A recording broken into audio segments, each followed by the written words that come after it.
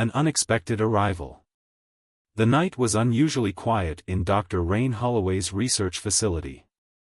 Located in the remote highlands of New Mexico, the Advanced Quantum Physics Research Center typically hummed with constant activity. But tonight, an eerie silence descended, broken only by the occasional beep of monitoring equipment. Rain adjusted her glasses, her keen eyes scanning through complex mathematical equations displayed on multiple holographic screens. At 38, she was considered a prodigy in quantum entanglement research, her groundbreaking work pushing the boundaries of what humanity understood about interdimensional communications. Suddenly, a strange electromagnetic pulse rippled through the laboratory. Instruments flickered, screens distorted, and the air itself seemed to vibrate with an unnatural frequency. Rain's hand instinctively reached for the emergency communication device, her scientific training overriding any initial moment of panic. "Control room, this is Dr. Holloway. Are you detecting any anomalies?" No response. The silence was more profound now, almost oppressive. Then, without warning, a luminescent figure materialized directly in front of her research terminal. Not a hologram, not a projection, but a solid, three-dimensional being that seemed to shimmer between visibility and translucence. The figure was humanoid but distinctly alien. Standing approximately 7 feet tall, its body appeared to be composed of intricate, interconnected energy patterns that resembled sophisticated circuitry. Where a face would normally be, there was instead a complex array of pulsating light nodes that seemed to communicate and shift with every micro-movement. Dr. Rain Holloway, the being spoke, though "spoke" wasn't quite accurate. The words seemed to materialize directly in her mind, bypassing her ears entirely. "We have been monitoring your research. Your work on quantum entanglement has not gone unnoticed." Rain remained remarkably composed. Years of scientific training had prepared her for unexpected scenarios, though nothing could have truly prepared her for this moment. "Who are you?" she asked, her voice steady. "And how did you bypass our security systems?" The alien entity's light nodes pulsed in what seemed like a pattern of communication. "We are the Synaptic Collective. Your current understanding of dimensional boundaries is rudimentary. What you consider impenetrable barriers, we perceive as permeable membranes." A holographic display materialized beside the alien, showing complex geometric patterns that seemed to defy traditional dimensional representations. Intricate mathematical equations danced alongside strange, non-Euclidean shapes that hurt Rain's eyes if she tried to focus on them directly. "We require your expertise," the entity continued. "Humanity stands at a critical juncture. A cosmic convergence approaches, a multidimensional conflict that threatens not just your planet, but the entire quantum ecosystem of our known universe." Rain's scientific curiosity began to override her initial shock. "What kind of conflict? And why me specifically?" The alien's response was both cryptic and chilling. "Your recent work on quantum entanglement communication has created resonance frequencies that have attracted our attention. You have inadvertently developed a communication method that transcends traditional dimensional limitations."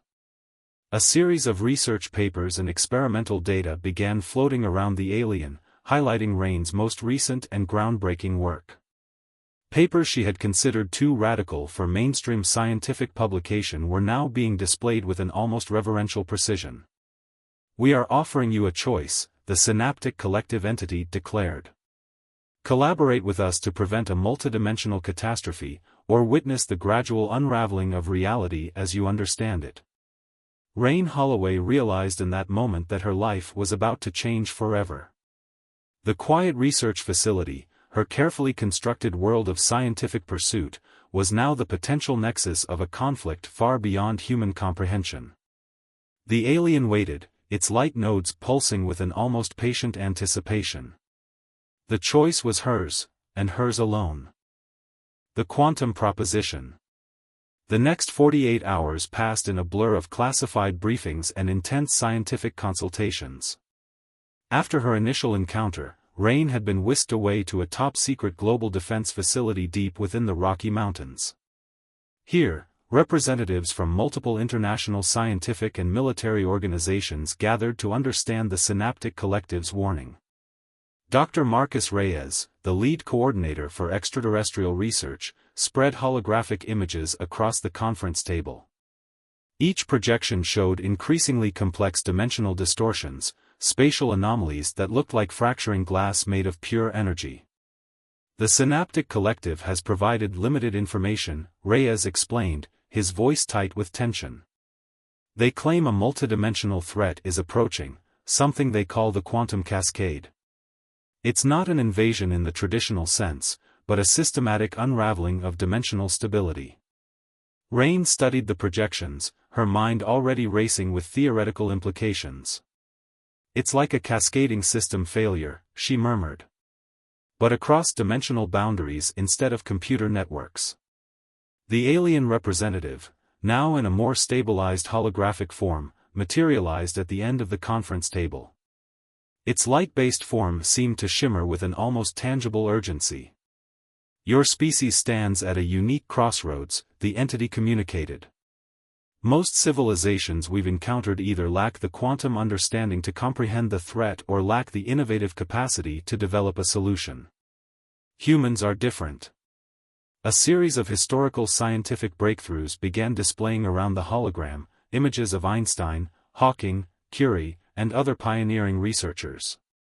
Your capacity for lateral thinking, your ability to challenge existing paradigms, these are your greatest strengths.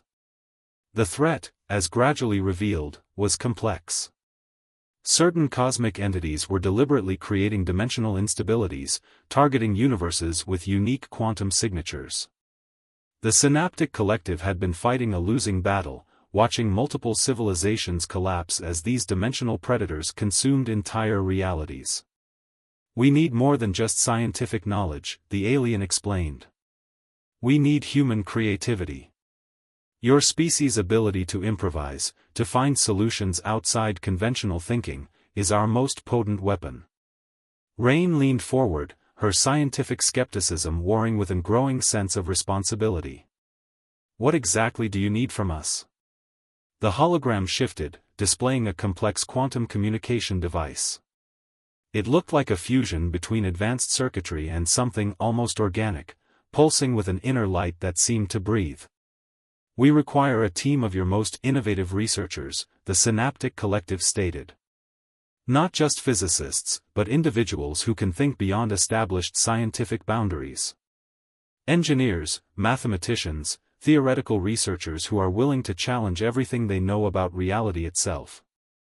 Marcus Reyes cleared his throat. And the risks? The alien's response was brutally direct. Significant. Those who participate may never return to their previous understanding of reality. The research will fundamentally alter their perception of existence. Some may not survive the dimensional translation processes. A heavy silence fell over the room. This wasn't just a scientific expedition, it was a potential one-way journey into the unknown. Rain's mind was already calculating probabilities, analyzing potential quantum communication strategies. She recognized this as more than a scientific challenge, it was an opportunity to expand human knowledge beyond anything previously imagined. I'm in, she said quietly. Then, with growing conviction, we'll need a diverse team. People who can think differently, who aren't constrained by traditional scientific limitations. The Synaptic Collective's light nodes pulsed in what seemed like approval. The quantum war for dimensional survival was about to begin, and humanity had just been invited to the front lines of a conflict that transcended traditional understanding of reality. Human. Kind. Innovation. These would be their weapons against the approaching cosmic threat. Preparing for the impossible. The training facility was unlike anything the assembled team had ever seen. Constructed within a massive underground complex beneath the Atacama Desert in Chile, it blended cutting-edge human technology with the incomprehensible quantum engineering of the Synaptic Collective. Rain Holloway stood before a diverse group of researchers and specialists, each selected for their unique ability to think beyond conventional boundaries. There was Dr. Imani Okoro, a Nigerian neuroengineer specializing in adaptive cognitive systems. Beside her, Dr. Viktor Volkov, a Russian quantum computing expert who had developed revolutionary neural interface technologies. Elena Rodriguez, a Chilean mathematician known for her work in chaos theory, sat next to Dr. Hiroshi Tanaka, an expert in quantum biological systems. "What we're about to attempt has never been done before," Rain began, her voice steady. "The Synaptic Collective has provided us with technological insights that challenge everything we understand about dimensional physics." A holographic display materialized, showing complex quantum entanglement patterns that seemed to breathe and shift like living organisms. The Synaptic Collective's representative, now in a more refined, less intimidating form, stood beside her. "The quantum cascade is not a traditional threat," the alien entity communicated. "It is a systemic breakdown of dimensional integrity. Imagine reality itself becoming unstable, like a piece of fabric being slowly pulled apart at its most fundamental molecular level." The training was brutal and unlike any scientific preparation in human history. They learned to perceive dimensional shifts that normal human senses couldn't detect. Special quantum adaptive and neural implants were developed, allowing the team to process information across multiple dimensional frequencies simultaneously. Viktor Volkov was the first to make a breakthrough. Using a combination of quantum computing algorithms and the alien technology, he developed a method to create dimensional anchors, stable points of reference that could potentially slow down the cascading dimensional collapse. "It's like creating quantum shock absorbers," he explained during one of their intensive training sessions. "We're not just observing the dimensional breakdown, we're learning to interact with it, to potentially redirect its energy." Imani Okoro's contributions were equally crucial. Her work in neuroenergetics allowed the team to develop adaptive cognitive interfaces that could translate complex quantum information into comprehensible patterns. "The human brain," she often said, "is the most sophisticated quantum computer we know. We just need to unlock its potential." The Synaptic Collective watched with growing respect. Humanity was adapting faster than any civilization they had previously encountered. Where other species would have been overwhelmed, these humans were turning the challenge into an opportunity for innovation. Weeks of training transformed the team. They learned to perceive reality not as a fixed state, but as a malleable construct. Dimensional shifts that would have driven other beings to madness became something they could not just understand, but potentially manipulate.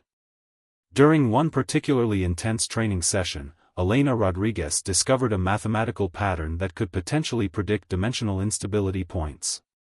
Her breakthrough came from an unexpected combination of chaos theory and quantum mechanics, a uniquely human approach that combined intuitive leaps with rigorous scientific methodology.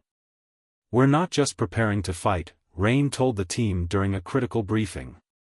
"We're learning to understand a level of reality that most beings can't even comprehend. Our weakness, our limited perception, is becoming our greatest strength." The Synaptic Collective's representative seemed to pulse with an emotion close to excitement. Humans were proving to be far more adaptable, far more innovative than any species they had encountered in their millennia of dimensional exploration. As the training approached its final stages, the team realized they were no longer just scientists. They had become something else, interdimensional pioneers, ready to face a threat that would have destroyed most civilizations. The quantum cascade was coming. And humanity was preparing to meet it head-on. The dimensional breach. The first signs of the quantum cascade appeared without warning. Reality itself seemed to ripple, a subtle distortion that would have gone unnoticed by any other species, but not by the team Rain had prepared. Monitoring stations around the globe lit up simultaneously. Quantum stabilization points began to fluctuate, creating invisible tears in the fabric of dimensional space. The Synaptic Collective's worst fears were materializing, the dimensional predators were making their move. Activation sequence initiated, Viktor Volkov called out, his fingers dancing across a hybrid console that merged human technology with alien quantum interfaces. The neural links they had developed during training began to pulse with an ethereal blue light, connecting the team's consciousness into a unified quantum network. Imani Okoro's voice cut through the tension. Dimensional stress points increasing exponentially. We're looking at a potential complete reality collapse in approximately 47 minutes. The battlefield was unlike anything in human military or scientific history. There were no traditional weapons, no physical combatants.